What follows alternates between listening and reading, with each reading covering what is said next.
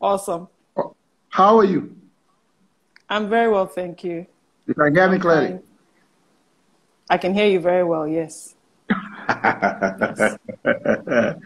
All Yes. right. We have the CEO and founder of Terra Culture, Bolanle, Austen Peters here. Hmm. Okay. She's a friend and a sister. We grew up in the same estate in Bodija, Ibadan. So that's why I call her my sister. All right then. That's true. We'll take a few questions. Okay. So let's get down to business. Right. First question, because we pulled questions from people. So let me ask the Okay. first one. What's driving the evolution of terra culture? And the question is, 10 years ago, terra culture was known only for its restaurant and maybe bookstore. But today, the brand is way more than that. What's driving that evolution? Every single time this person says, I go to Lagos and pop in there, it's a whole next level ball game there. And it's so interesting to see. So they want to understand what's driving the evolution of terra culture. Well, fantastic. It's nice to be here. You can see that I'm not very savvy with these things, but I'm trying. And it's always a pleasure to be at the platform, always supporting what you do. Brilliant job. So I'll start with that. Yes, so terra culture. I guess we've been evolving for various reasons. I mean, we started the journey 16 years ago. And when we started, the idea behind it all was just to project the best of Africa. And in doing that, when people say when they went there, I mean, to people, terra culture means different things to different people. Some people, like the writer said, it's about the restaurant. So some it's about the gallery, some it's about literature. But what happened essentially was when I started, I wanted to project the African identity, or basically Nigerian identity. And I asked myself, how best can I do this? And when I was writing the proposal, it started occurring to me that to project a particular person's identity or a group of people, the easiest way is to look at their food, their literature, their art. And somehow, a couple of years down the line, I realized that there was a lot we could do in terms of storytelling. Storytelling, because storytelling, like you and I know, is important in changing a people's perspective and also the narrative about a group of people. So I decided with Joseph, our general manager there, I just went and said, look, Joe, let's start supporting performing arts as well. And we opened up our space to performing artists for about 7, 8 years, free, and people thought we were crazy. Wow. But that act of giving was what actually generated an interest in me to go into production. So 7, 8 years of going to Terra every day, every Sunday, and watching performances, it somehow grew on me. And then voila, one day we started BAP Productions in 2013, and the rest is history. So it's been like constantly checking the space and seeing how we can project the Nigerian, the African narrative better. And I think that's what this is all about. Everything there is about Africa, is about us, it's about our story. The way the British Council, the French, have their own cultural arms that propagate their culture. That's essentially what we do at Terra Culture. All right. So this person asks that how will you compare the experiencing of shooting a full-length movie with just a stage play? Well, you know, when we went into, like I said, theater for me is my first love. I did it for about close to about 8 years before we started our own production arm. And when we did movies, the first movie we did was 93 Days in 2014, I think, or 15. It was a completely different experience. But the commonality is the fact that they're all telling stories. You know, be it movies, be it stage, it's all about storytelling. There are a lot of similarities to the extent that you're dealing with people, the cast, the crew, all the people that work with it, similar, whether it's theater or stage. But I think for me, probably the most significant difference is the fact that stage is live. You can touch, you can feel stage. And the experience you feel when you're in theaters is, for me, it's not the same as being in a cinema. You know, you can feel the emotions. The audience is part of the production. You know, they clap, they laugh, they cry with you. You know, and for me, that essentially is probably the most important difference between the two. But in terms of directing both, I think there's a finality to movies. You're done. You take all your rushes, you do a post, and you're done. You can't go back and say, oh, now I want to edit this once you put it out there.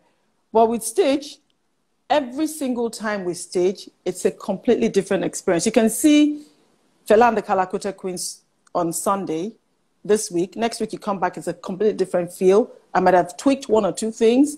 Even the actor's rendition of things is completely different from the emotions of last week. So I think those are the little bits and pieces that I guess, but overall, you get the same, it's the same feeling, it's the same type of people that are in the industry. And yeah, it both works for me. All right, so if I ask you, which do you prefer? If you know me very well, you don't even need to ask that. You will know that it's theater. I am so passionate about theater. Oh my God, it's unbelievable. Unbelievable. It's like it's in my blood, you know. I love theater. Absolutely love it. Yes. Okay. So this person asks about how do we establish proper academies that can act as standards or can act as standard further education alternatives to individuals whose career choices lie in the arts? And how do we get them to take more seriously the kind of courses kind of courses in Nigeria, which means that's what this person is asking. So they're asking that how do we establish proper academies, all right, that can act as standard. Yeah. All right. Okay, that's an interesting question. Mm-hmm. Yes. Further education in the arts.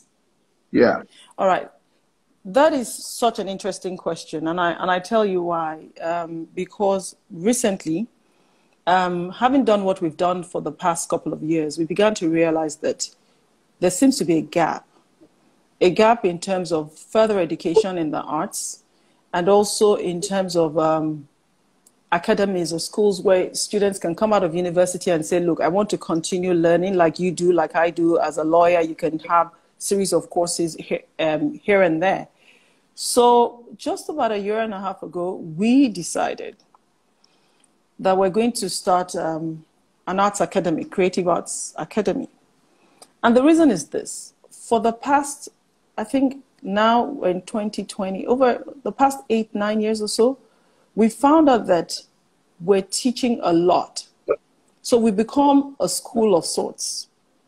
A lot of students that come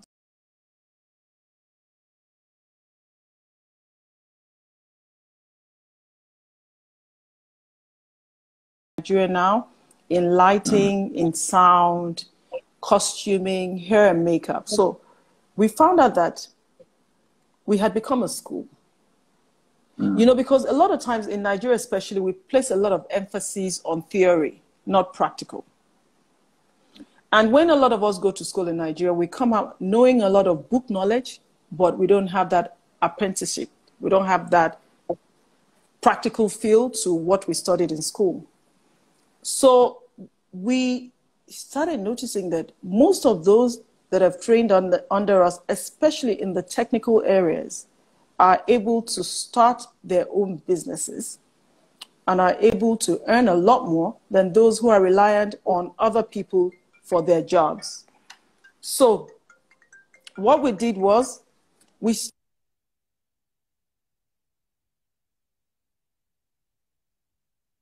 the phone, apologies. So we started identifying. I hope we won't cut this off. I don't know how this works now.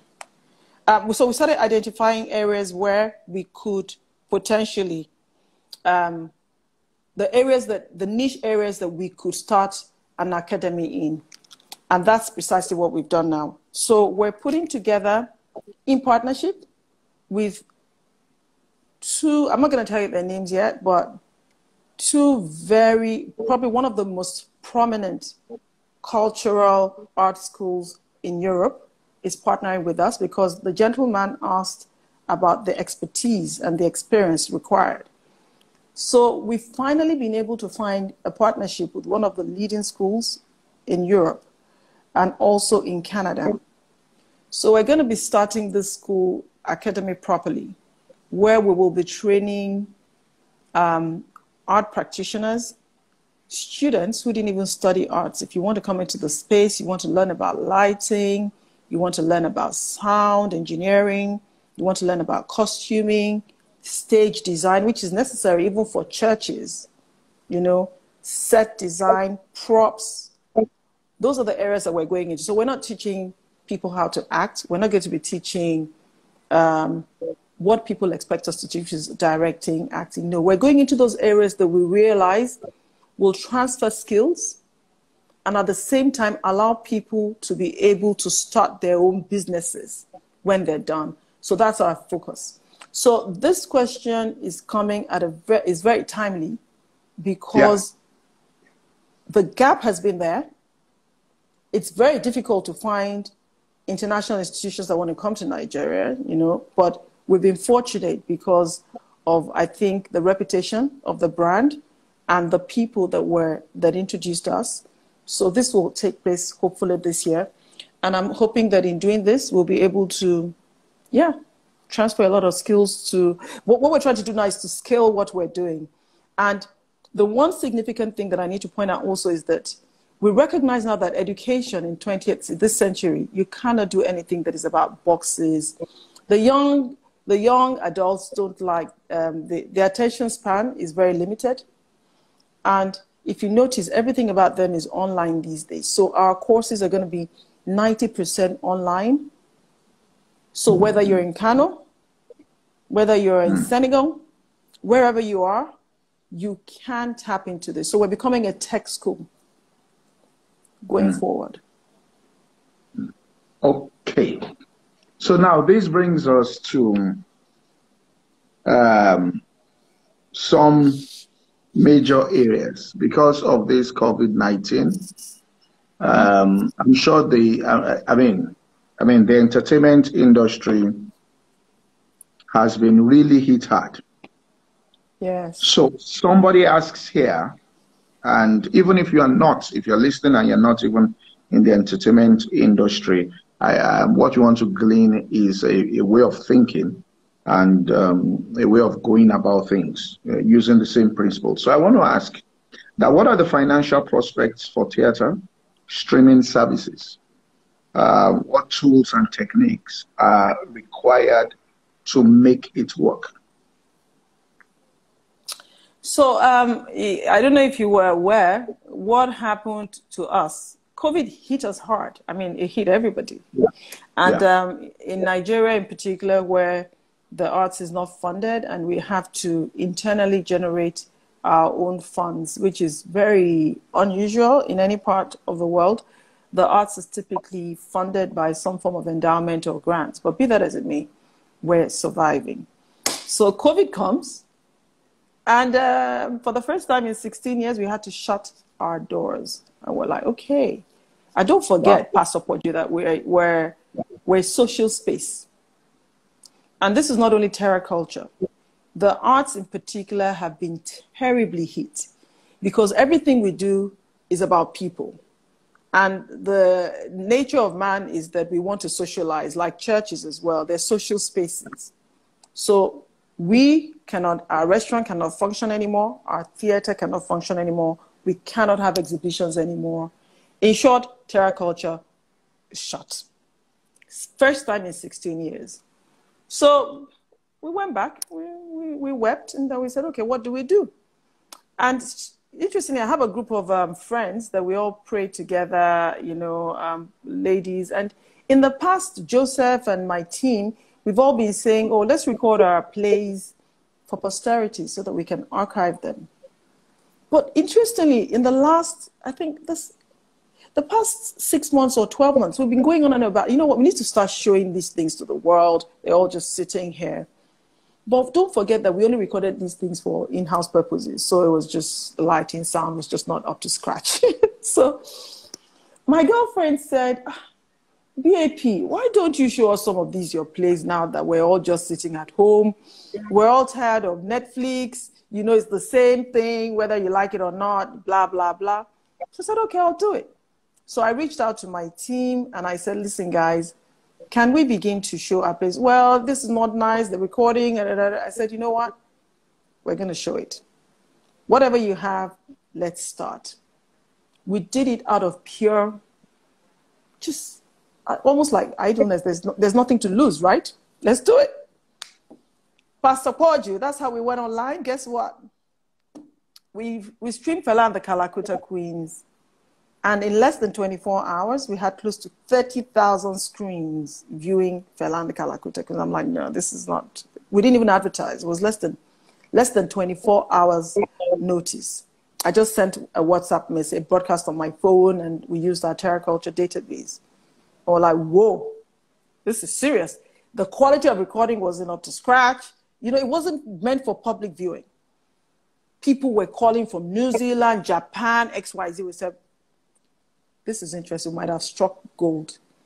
The next weekend, Saturday morning, we streamed Moremi. Guess what? 44,000 screens in less than 24 hours. 44,000 screens. So which means, don't forget that people are watching as families. Nobody watches in COVID times alone. Yeah. So it multiplied that if you want to be conservative, that's probably times 3. You're on at least 130,000 people that saw Moremi in less than 24 hours. So YouTube reaches out to us, hey, let's start doing this together. We're loving this. We say, okay, you know what, guys? Let's go back and plan properly so that we can start charging. So maybe the theater space in Terra Culture might be shut down, but maybe this is our new revenue earning avenue. So there we go. That's how we started the streaming journey. So we're now in the process. Believe it or not, we're running all over the place. Whenever it is that we're allowed to congregate, we're going to shoot all our plays properly to cinematic standards so that we can begin to air them online. So you asked me, what are the financial prospects? The financial prospects are incredulous because if we do what, let's even assume that we charge $1 each per person. That's $44,000 in 24 hours. So if I'm able to replicate this, or if we're able to sustain this for, we leave it there for, let's say, 2 months, just imagine what we would make for one play. In addition to that, we're thinking now of also putting them on other platforms. So all the streaming platforms like Netflix, we're trying to see how we can package all our plays now. So that's additional revenue because you have them on the SVODs, you have them on YouTube, you have them on various platforms. There are Nigerian platforms that are springing up as well. There's Envivo. So there's a lot. The prospects are incredible. So for me, I'm sitting here and I'm saying to Joseph and our other team members, like, guys, listen, we're entering into our arrests. This is it. You know that let me tell you something. Do you know that every time that we do a play, it's like you're doing a full movie every time because you do everything from scratch, from beginning to end every time. So now imagine I have it recorded. It's there. I bring it out. I put it out there. I make a little bit of money. I close it, and then I put it back. That's the new world. So there are prospects. But I think that, what people in this industry need to do is to record things now at that level that would, fit the specs of streaming platforms, and also ensure that, they can go to cinemas if they need to go to cinemas. So basically, I think that we all need to work with all the tech companies and also the platforms to ensure that COVID-19, in as much as it's been evil in some ways, might also be a blessing in disguise for some businesses if we're looking at it through another lens. Yes. All right. I'll ask another one that's like onto the last question. And it says, even before COVID-19, we saw more and more content moving from stage to screen. What effect will this have on the traditional and classical arts moving forward? In other words, if you start making heavy money on YouTube, what's going to happen to them that want traditional and classical arts? No, that's the thing. You remember you asked me also, what do I like best? It's theater. Look, the feel, the energy, the passion, the taste of theater is different. It's a niche space, and for so many other classical forms of the arts, the people that enjoy them will still continue to go. So I don't think that the one will replace the other for people who are addicts, people who really believe in particular art forms. It's not going to change. It's those that are a little bit who are on the fence that will probably move and say, you know what, I'll just watch it in the comfort of my home. In theaters, there is the interaction between the audience and the stage. People laugh, people say things, you can, it's like live music, it's like live performances, People can listen to the performing artists and the musicians like Wizkid. You listen to him every day in your car. Why would your children, my children, even adults, pay XYZ amount to go and see them in those concerts? It's because the energy is raw, it's strong, it's vibrant, it's beautiful. And like I said, COVID or no COVID, nothing can replace the human spirit of wanting to be with other people. We're social creatures, We love to touch, we love to feel. We can't change that. I agree. All right. So what determines this next one? Artistic content. And this is a real debate. Audiences, artists, platforms, economy, or a mixture of all? I think that if you're looking at content, you cannot say that it's only the audience. You can't say it's only the content provider or the distributors. I think it's a mixture of the three. So typically, you find out that an artist that is creating content like myself, I'm asking myself when I'm doing something, what will the audience like to see? It's not all about me, right? And in doing that, what I do most times is I sit back and I look at the work and I ask myself, if somebody was offering me this, would I really want to see this? If the answer is in the negative, I'm like, guys, forget it. Like we're writing a movie script now, and I'm asking myself, every time I take myself out of the picture, I put myself into the audience and I ask myself, would I want to watch this? What is funny about this? Or what is annoying about this? What is intriguing about this particular piece?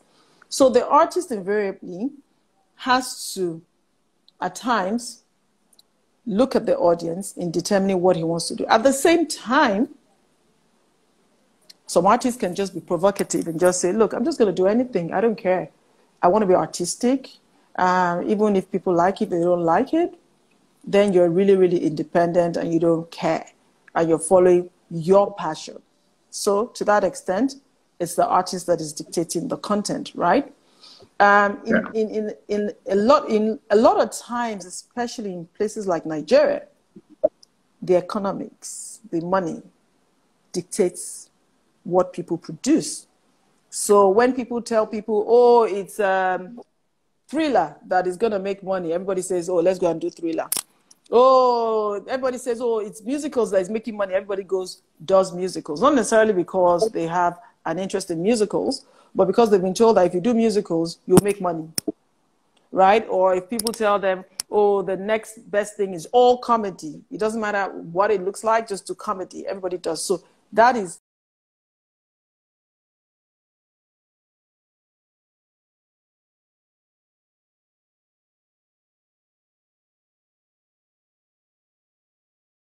about the money. Money at times drives the content. And at times it's the platforms.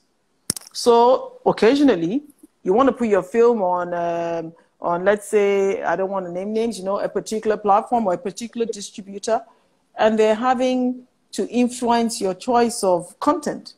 That happens. But obviously things like that would also kind of like taper down or taper out because society is changing, it's evolving, The more platforms we have, the more the decentralization of platforms. Nobody will be able to dictate to you any longer if you're an artist what you should produce because you believe in the integrity of your work, and therefore a distributor should not be in a position to advise otherwise. So it's an intermingling of all of these various things. But I think that essentially the artist himself would be the determinant of whatever it is that is motivating him. Is it about money? If I want to make money, I don't care. Some people will tell you that I don't care. As long as people are laughing, just do it. So it depends on what motivates you. So yes. All right. This question, you may have answered it. Maybe you might want to just add one or two things.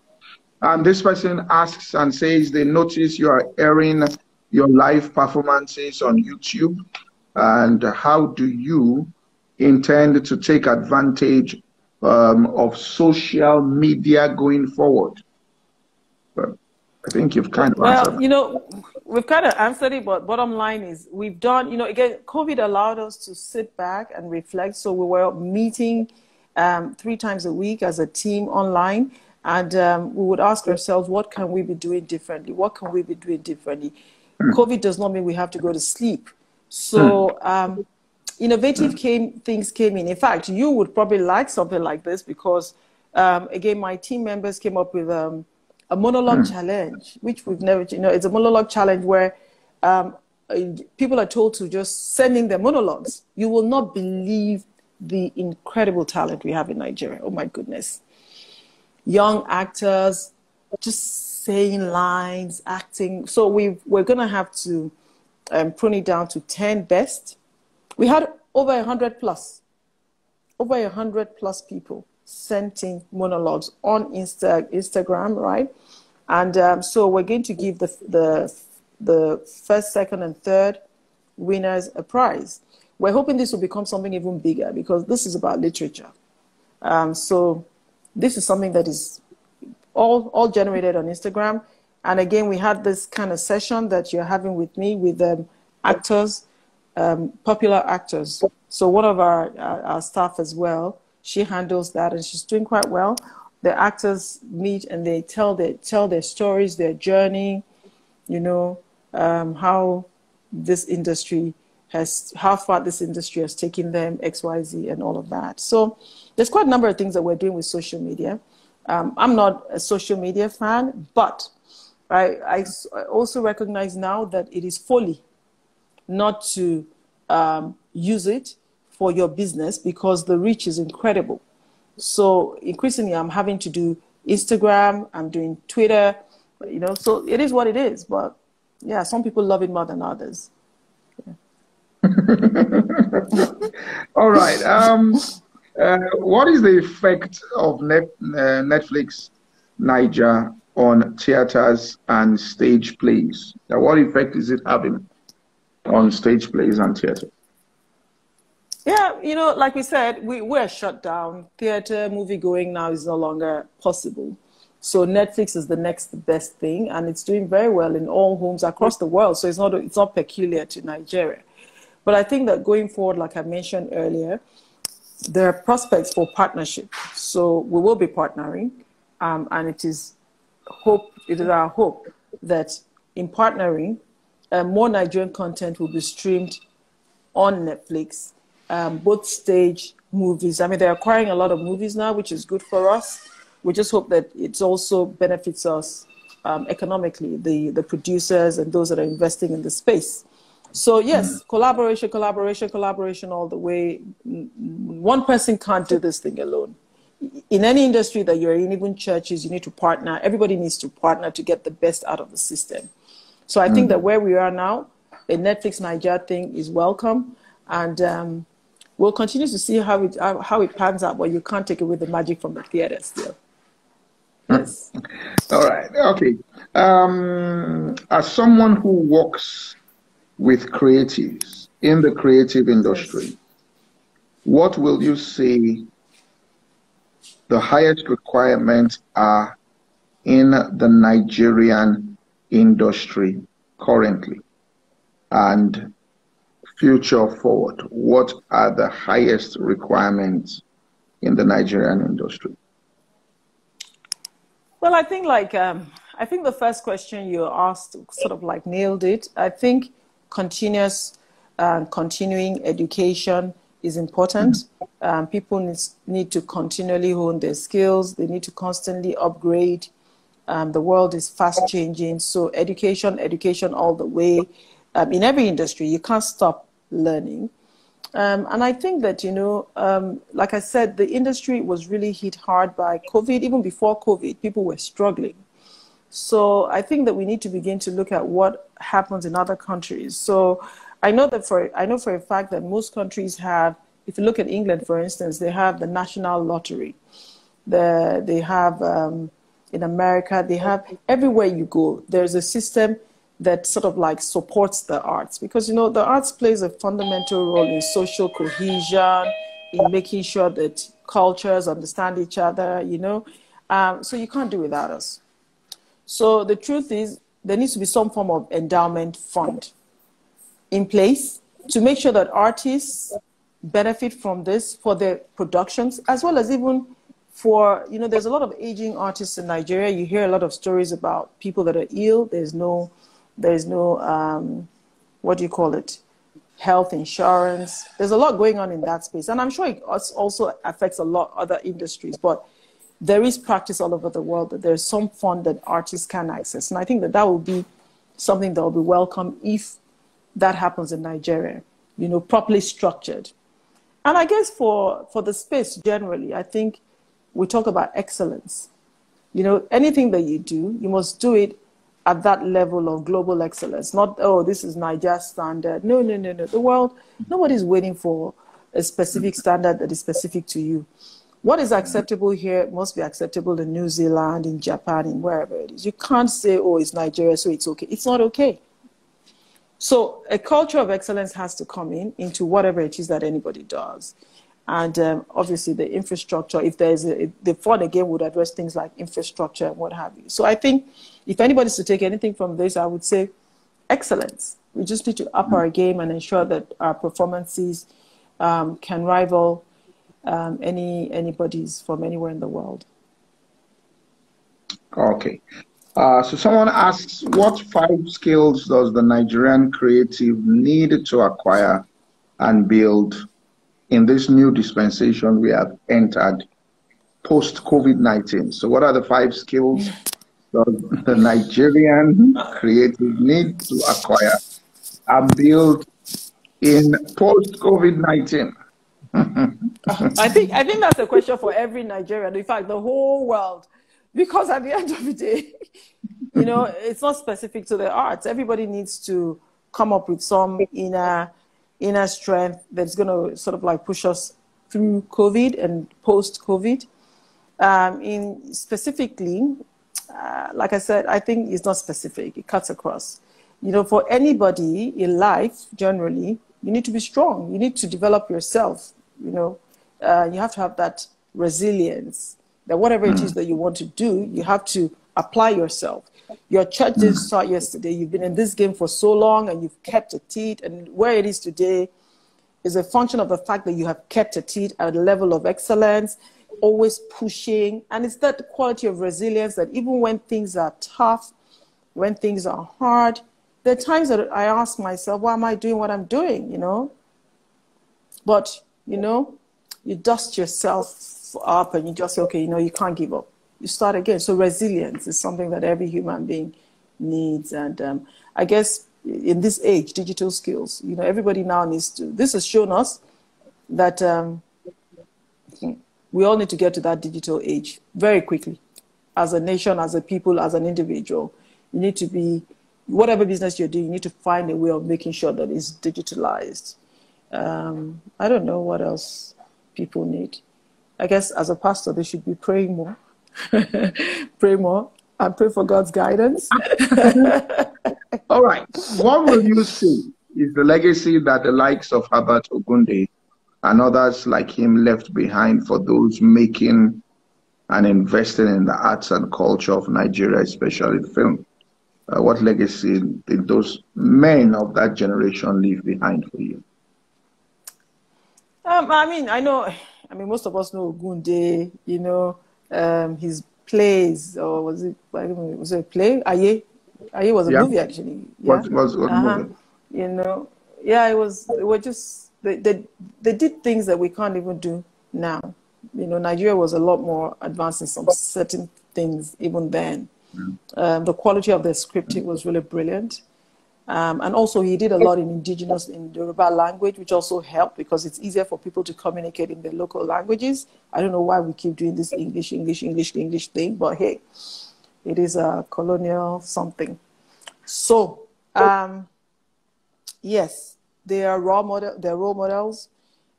They've given us the blueprint that we're all operating on today. The Wale Soyinkas, the Ogunmolas, there's so many of them. They paved the way. They've shown us that it's doable. So when we look at Herbert Ogunde, you know that you can do it. He did stage and he did movies. So I'm doing both. Hey. If you look at Wale Soyinka, the Sefi Attahs of this world, and all the writers that are coming, they have somebody to look at as a role model. So these are the people that have shown us that it's possible and that it is doable. So yes, they're an important part of the story. You cannot tell the story of Nigerian theater without talking about these people. And we try, we keep following after them. We hope that we get there. All right, final question.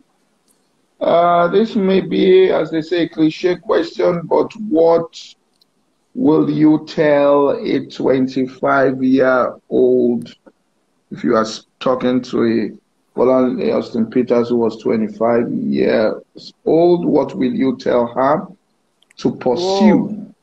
All right. Will she tell her to pursue the arts?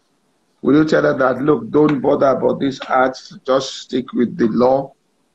Or will you say, go into it? What will you tell her? Well, first is that I have no regrets. I am where I'm supposed to be, and I'm happy. Okay. You know, I don't know anything other than what I'm doing now, so I can't tell anybody. You know, everybody has sort of like, my journey is brilliant. I've done it. I've seen a lot. I worked as a lawyer. I worked with an international organization all in different parts of the world. I've done refugee work. I've lived my life fully. And I think that's the only thing that I would advise anybody. Live life. Just live life, because we're not guaranteed tomorrow. Our lives are all in God's hands. So I just take it a day at a time. I love the people that I work with. I love the actors, the dancers, the musicians. You know, they're a happy bunch. And coming from a corporate background, it's a completely different world for me. It opened my eyes to happiness. It opened my eyes to the fact that it's not always about the glitz and the glamour. It's not always about the money. It's about inner fulfillment, about what makes you happy. And it's about the value that you're bringing to others. And I think that I wouldn't change that for anything. There's nothing that I've experienced, be it good or bad, that I do not celebrate today. So to all the 25-year-olds out there, I would tell them to live their best life. Don't be afraid. And maybe money should not be the determinant for happiness for you. Just do what makes you happy. Because I bet maybe if I was a very successful lawyer today with a lot of money in my bank account, I probably won't be as happy as I am today. But, you know, my experience is different from other people's experience, so I cannot preach. You answered your questions quickly, so we have 5 minutes. So let me just ask you this question. Yes.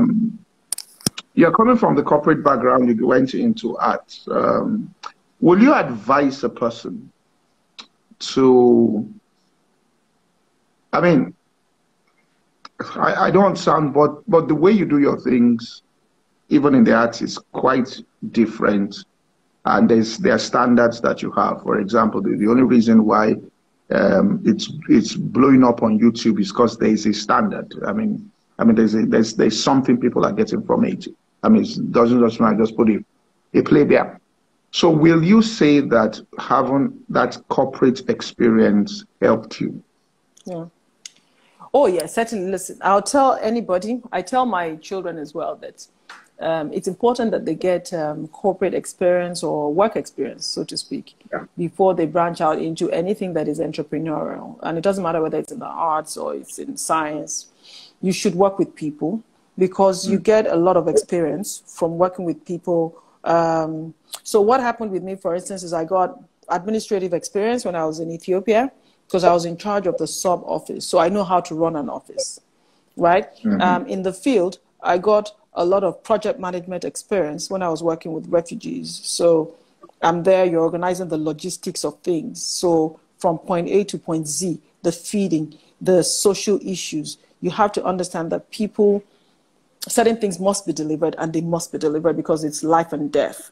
Then in Geneva, I understood corporate work research. I did a lot of research about countries, we did a lot of law, what do you call it, conventions, writing conventions for the United Nations as well. So again, that teaches me, I have a lot of legal background. So what I'm trying to say is you get varied experiences that you can pull into the business that you'll do eventually. So it's absolutely important that people get that corporate background or at least learn from other people before they choose to go and start their own businesses. So it helps a lot because see, the way I look at business in generally is that whether it's pin that you're making, pin as in, staple pins or whatever, or you're in banking, it's the same. The business is a business. It's only in Nigeria that people see a particular business as being mundane. When people in Europe or America want to do ordinary paper, anything, they take to that highest level of corporate governance. And that's the way we should administer any business, whether it's church business, whether it's housing business, any business must have that level of corporate governance across board. And that's what we did with Terra. So we brought corporate governance into arts, institutionalization. That's why we have partners today. We have Google as our partner. We have foundations as our partner because they see that you're an institution.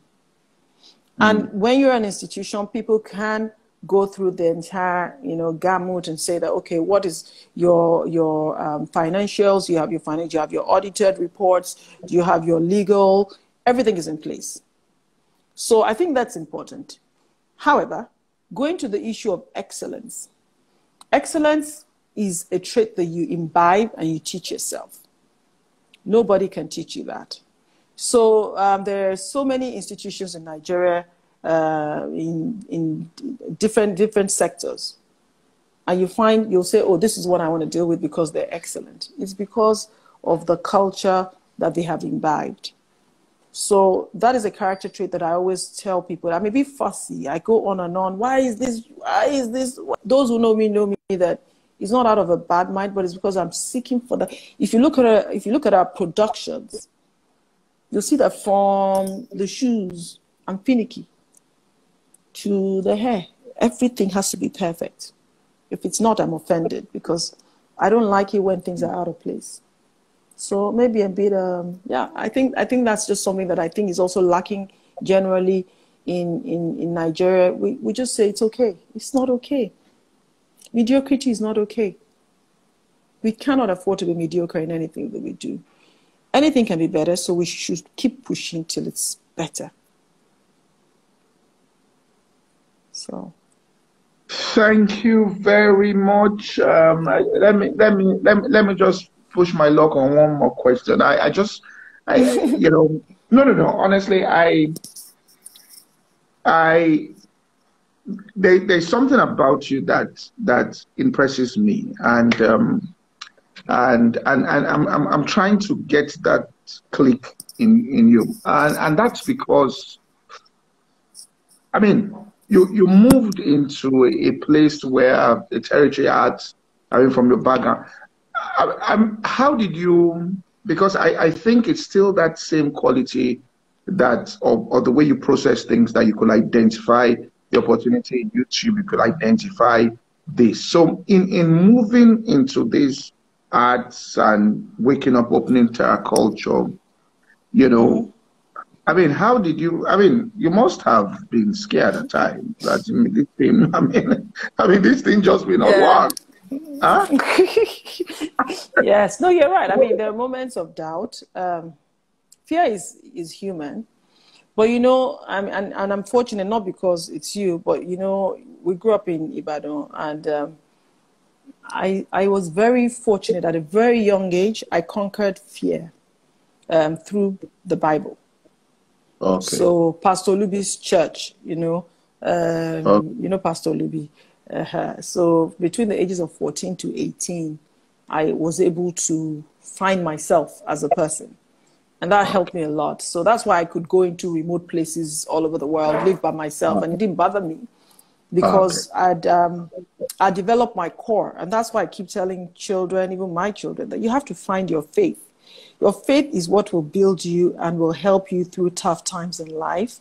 And it's not about Bible trotting. It's not about showing off. It's about knowing God. Nobody can give you that. You have to find God yourself.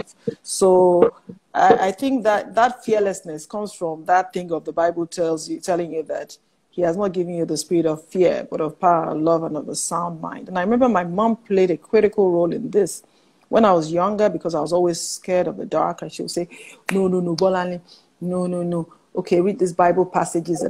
So it emboldened me. I became stronger. And, you know, we face challenges every day. In fact, even the backlash, even people attacking you, it's like constant now. So we're like, okay, it comes with the territory. And, you know, and when you talk to people that are older than you as well, my dad, I spoke with him, he was like, no. That comes with the territory. Success breeds enmity. And he also said something that I loved. He said, opinions are as many as there are people on the face of this planet. So if there are 10 billion people, there are 10 billion opinions. You cannot certainly be swayed by those opinions. So you do what you have to do. And just so long as your conscience is clear. So fear is the one thing that cripples people. And you cannot allow fear to cripple you. It's just not an option. That's the answer I was looking for. Thank you very much for spending 1 hour with us. We really appreciate this. Huh? Thank you. Thank you for having me. I glean things I will use in ministry. Just listening to you, I got some things I'll use in church work too. All right, then. Thank you, Pastor Poju, for all that you do. Thank you for being a role model. Thank you so much for everything. God bless you. Thanks, and say hello to your beautiful wife. Yes. She's watching. I can hear sounds from upstairs. All right, she's listening to you. Awesome. All right, then. Thank you very much. Ciao. Bye. Yeah. Bye-bye. Okay. All right, tomorrow, 7 p.m., we'll have Pastor Taiwo Odukoya.